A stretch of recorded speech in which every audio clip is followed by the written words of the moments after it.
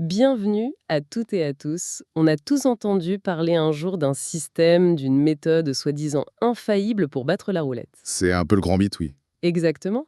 Mais aujourd'hui, on a quelque chose d'un peu différent sous les yeux. C'est le guide d'utilisation d'un outil Caméléon V1.0. Et son approche, elle est radicalement différente. Oui, et c'est ça qui est passionnant. En décortiquant la doc, on comprend vite que la cible de Caméléon, en fait, c'est pas tant la bille qui tourne sur la roue. Ah non. Non, c'est le cerveau du joueur. L'outil, il est conçu comme une tentative de superposer une rationalité de machine sur un jeu qui, par nature, déchaîne les émotions humaines. J'adore cette idée. C'est une exploration au cœur de la psychologie du jeu, mais assistée par une IA 2 points. C'est exactement ça. Alors, décortiquons ça ensemble.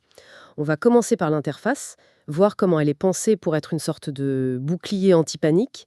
Mhm. Ensuite, on plongera dans ses différentes stratégies, ses cerveaux, pour comprendre comment il s'adapte.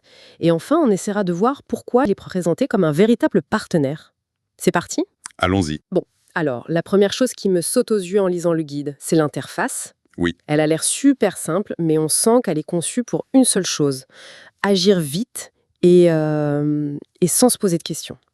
En gros, l'écran est coupé en deux. C'est une excellente façon de le voir. Le panneau de gauche, c'est le centre de commande, la stratégie. Le cerveau, voilà. C'est ça. C'est là qu'on gère son capital. Le guide appelle ça la gestion bankroll. On définit son budget, sa mise de base, et là le logiciel calcule tout seul une montante sur 10 niveaux. C'est une sorte de garde-fou mathématique, en fait. Absolument. Il te dit exactement combien miser après une perte pour récupérer ta mise et faire un petit gain. Ça t'empêche de prendre la décision irrationnelle sous le coup de la frustration. Le fameux « allez, je double tout pour me refaire ». Le grand classique, oui. L'outil, lui, il t'interdit de faire ça. Et je vois tout en haut qu'on doit entrer une clé API Grok.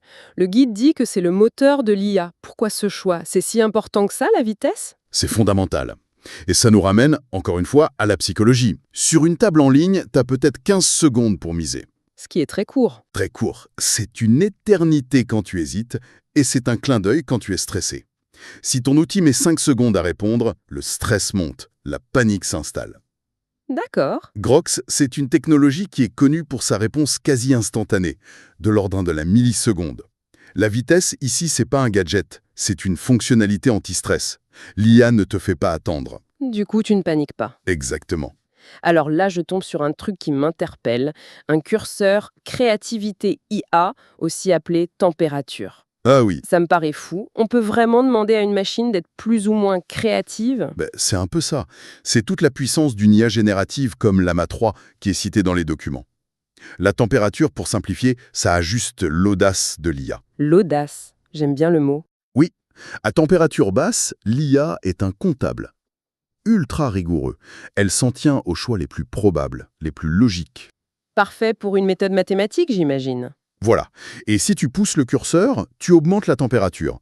Et là, l'IA devient un détective intuitif. Elle s'autorise à explorer des pistes moins évidentes, à chercher des motifs cachés, des corrélations subtiles. On lui donne la permission d'avoir des intuitions, en quelque sorte. C'est une excellente analogie. Donc, à gauche, on a la stratégie, le budget, la personnalité de l'IA, et à droite, le plateau de jeu. On clique sur les numéros sortis, on appuie sur « Analyser ». Et les cases à jouer s'illuminent. C'est tout. Le but, c'est de réduire la charge cognitive à zéro. Pas de calcul mental, pas de mémorisation. On observe, on clique, on analyse, on mise. La barre de statut qui indique le cycle, par exemple 3 sur 10. Ah oui, c'est quoi l'idée derrière ça alors? C'est un autre garde-fou psychologique. Le système se donne 10 essais pour gagner. S'il échoue, il s'arrête. Il te force à accepter une petite perte et à repartir à zéro. Plutôt que de s'enfoncer dans une spirale de perte? Exactement, on évite l'acharnement. C'est fascinant. On a vu le cockpit, maintenant regardons les moteurs. Je vois 4 stratégies différentes. Ma première réaction, c'est pourquoi pas une seule, la meilleure? Parce que la meilleure stratégie, en fait, ça n'existe pas dans l'absolu. Ah! Elle dépend complètement du contexte de la partie. Et c'est là toute l'intelligence de l'outil. Il offre une boîte à outils. La première stratégie, Caméléon standard, c'est le couteau suisse. Le mode par défaut. C'est ça. L'IA fait une analyse large, numéro chaud, froid, équilibre des zones. C'est le point de départ quand aucune tendance claire ne se dessine. D'accord, c'est la base. Mais mettons que je joue sur une table en direct. avec un vrai croupier. On entend parfois dire que certains ont des gestes signatures. Il y a une stratégie pour ça? Parfaitement. C'est la deuxième, le chasseur de voisins. Là, la logique n'est plus statistique. Elle devient physique. Physique. Oui.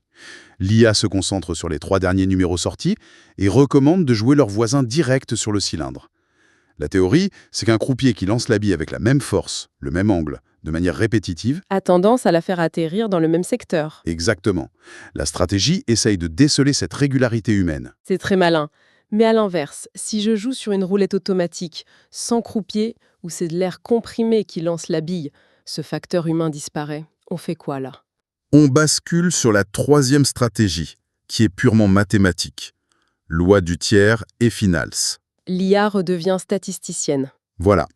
D'une part, elle s'appuie sur la loi du tiers qui dit que sur 37 lancés, environ un tiers des numéros ne sortiront pas. Donc l'IA va chercher à exploiter les répétitions. Et les finales? D'autre part, elle analyse les finals, les numéros qui partagent le même dernier chiffre.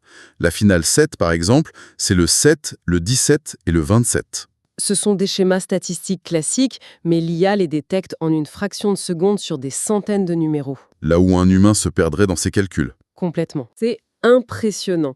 On a donc une stratégie générale, une pour le jeu physique, une pour le jeu statistique, mais qu'est-ce qui se passe si ma connexion Internet lâche en pleine partie? Tout s'arrête. Et c'est là qu'intervient le plan B, la roue de secours. Ah, Le mode local heatmap de secours. C'est la preuve que l'outil a été pensé pour être robuste. Dans ce mode, plus besoin de connexion.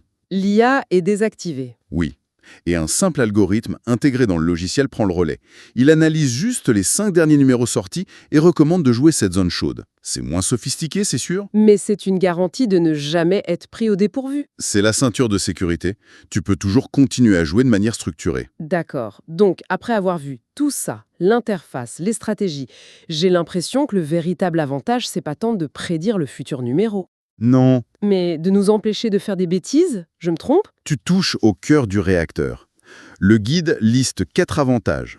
Mais le premier, la discipline de faire, c'est la clé de voûte de tout le système. C'est vraiment ça. Il le dit très bien. Le plus grand ennemi du joueur est ses émotions. En automatisant les calculs de mise, en imposant cette limite de 10 tours, l'outil agit comme un coach personnel, rationnel et implacable. Il retire l'ego, la peur, l'avidité de l'équation. C'est un bouclier psychologique. C'est le mot. Le guide parle aussi de la puissance de l'IA. Mais honnêtement, des bots de roulette, on en a vu des tas, et ça ne marche pas. Qu'est-ce qui rend cette IA générative si différente? La différence est fondamentale. Un bot classique, il suit des règles rigides. Si rouge sort 5 fois, alors mis sur noir. Il ne comprend pas le contexte. D'accord. Une IA générative comme Llama 370B, elle lit la séquence de numéros comme un expert humain lirait une partie d'échecs. Elle cherche des relations complexes, des motifs non linéaires, des rythmes. Et avec le curseur de créativité, on peut en plus lui demander d'être plus ou moins audacieuse. C'est ça. On peut lui demander de passer d'une analyse froide à une recherche de motifs plus intuitifs. C'est cette capacité à analyser le contexte global qui représente un vrai saut qualitatif. Et tout ça est lié à la rapidité d'exécution. Le troisième point, on en a parlé avec Grok. Le but, c'est d'enlever toute friction pour que l'utilisateur n'ait plus qu'à obéir. Il y a un côté un peu directif, non? C'est directif, oui, mais dans un but de protection. L'idée, c'est de libérer le joueur de toutes les tâches qui peuvent induire une erreur sous pression. Calculer, mémoriser, décider. D'accord, je vois. En rendant l'exécution instantanée, un clic, une analyse, des cibles illuminées, l'outil permet au joueur de se concentrer sur la seule chose qui reste, placer les jetons. Ça transforme une activité potentiellement chaotique en une procédure calme et méthodique. C'est moins infantilisant que professionnalisant. Il te donne les outils pour agir comme un pro qui suit un plan, pas comme un amateur qui suit ses impulsions. Et cette idée de plan nous amène au dernier avantage, la flexibilité. Exactement. Le fait de pouvoir passer d'une stratégie à l'autre en un seul clic. C'est la synthèse de tout le reste. C'est la reconnaissance qu'il n'y a pas de solution magique universelle. Parfois, le croupier sera la variable clé. D'autres fois, ce sera la pure statistique. Et parfois, aucune tendance ne se dégagera. Voilà. L'outil te donne un arsenal complet et la capacité de changer d'arme en 1 seconde. Et au final, c'est ce mélange qui fait sa force. Il t'impose la discipline d'un moine, Tout en te donnant la puissance d'une IA, la vitesse d'un trader et la flexibilité d'un couteau suisse. J'aime bien le résumé. c'est un peu ça l'idée. En résumé, Ce qui ressort de cette analyse, c'est que Caméléon V1.0 n'est pas vendu comme une boule de cristal. Loin de là. C'est plutôt un partenaire de jeu blindé. Il prend en charge ce qu'il y a de plus faillible chez l'humain, la gestion des émotions, le calcul sous pression, et le remplace par la rigueur d'une machine. C'est une tentative de maîtriser la seule variable qui n'est pas aléatoire à une table de roulette, le joueur lui-même. Le guide est très clair là-dessus. Il ne promet pas que tu vas gagner à chaque fois. C'est impossible. Il promet autre chose. Ouais. Un cadre, une méthode, et la certitude que tu joueras toujours de la manière la plus rationnelle et contrôlée possible, en protégeant ton capital et en optimisant ta stratégie. Ce qui nous amène à une question un peu plus large pour finir. À mesure que des outils d'IA aussi puissants deviennent accessibles, comment est-ce que ça transforme notre approche, pas seulement du jeu, mais de toute prise de décision dans un environnement incertain?